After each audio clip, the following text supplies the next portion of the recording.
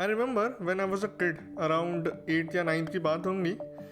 Everyone around me, जो भी मेरे से बड़े थे, they used to talk a lot about this thing called IT boom. Literally हर किसी को आईटी सेक्टर में जॉब करनी थी. It was a dream job for so many people, और हो भी क्यों ना. एक अच्छी वाइट कॉलर जॉब थी, ठीक ठाक सैलरी मिल जाती थी, and every now and then new new career opportunities open up हो रही थी. ये बात होंगी अराउंड 2016 या 17 की. बट कट टू 2025, क्या आज भी यही सिचुएशन एग्जिस्ट करती है या it has changed? And let me tell you, the situation has changed a lot, but not in a good way.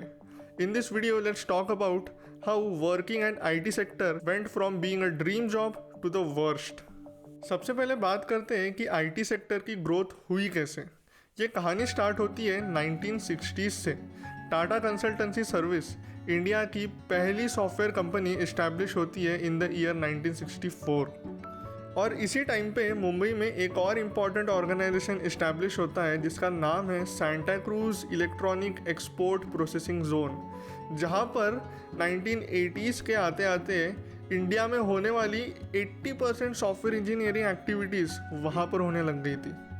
Then 1984 में इंडियन गवर्नमेंट इंट्रोड्यूस करती है national policy on information technology, जो भारत में IT sector के development की नींव set करती है, promoting the infrastructural growth and IT education.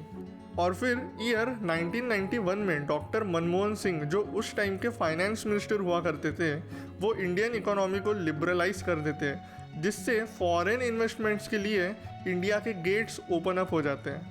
और फिर ईयर 1998 के आते आते काफ़ी सारे सॉफ्टवेयर टेक्नोलॉजी पार्क्स इंट्रोड्यूस या बिल्ड होना स्टार्ट हो गए थे, जिसपे गवर्नमेंट टैक्स इंसेंटिव्स प्रोवाइड करती थी फॉर इंफ्रास्ट्रक्चर सपोर्ट.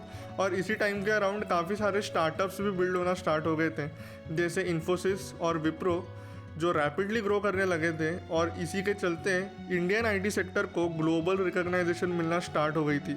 फिर in the year 2000 India world trade organisation को ज्वाइन करता है, जिसके चलते इंडियन आईटी मार्केट को एक ग्लोबल एक्सेस मिलता है.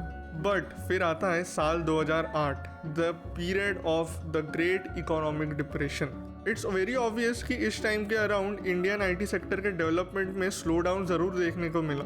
बट फिर ठीक 6 साल बाद इन द ईयर 2014, जब डिजिटल इंडिया इनिशिएटिव लॉन्च होता है, तब एक सिग्निफिकेंट बूस्ट देखने को मिलता है in the investment happening in IT development and infrastructure. और फिर 2016 के आते आते आईटी सेक्टर इतना ग्रो कर गया था कि it was contributing 7.4% to India's GDP, employing around 40 to 50 lakh people. And लोग काफ़ी एक्साइटेड थे इसके लिए.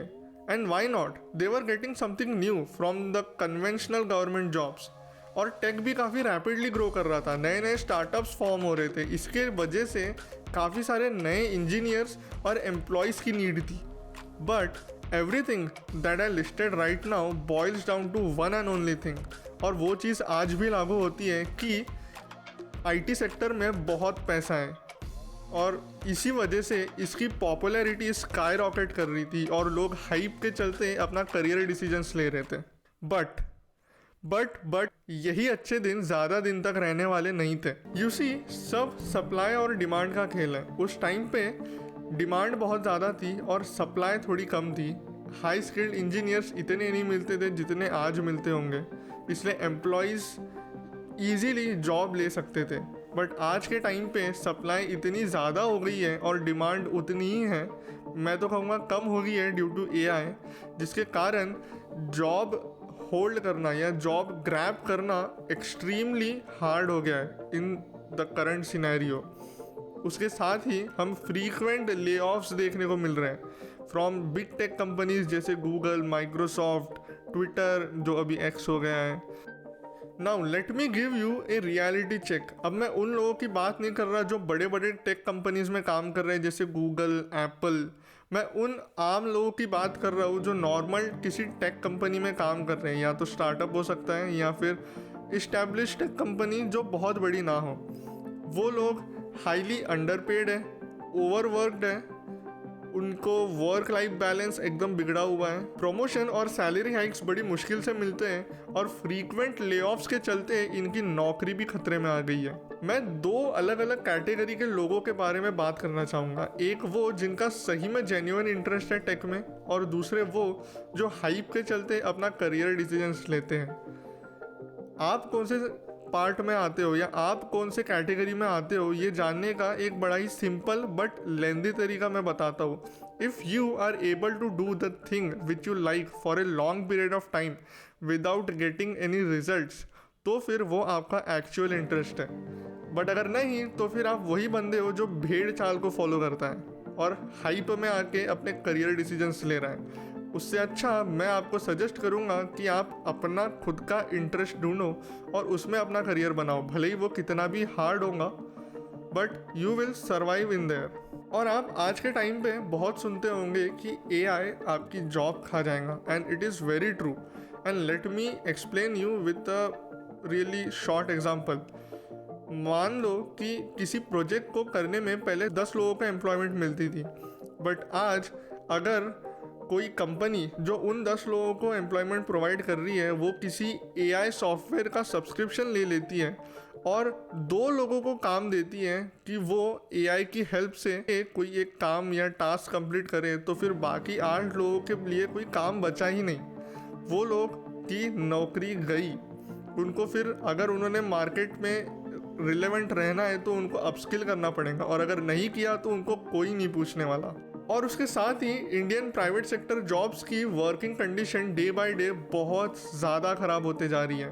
हम इंडिया में एम्प्लॉयज़ अपनी नींद ख़राब करके फॉरेन के लोगों को सर्विस दे रहे होते हैं, फॉरेन के कंपनीज़ को सर्विस दे रहे होते हैं जिनके एम्प्लॉयज़ अपने प्रॉपर डे टाइम पे काम कर रहे होते हैं।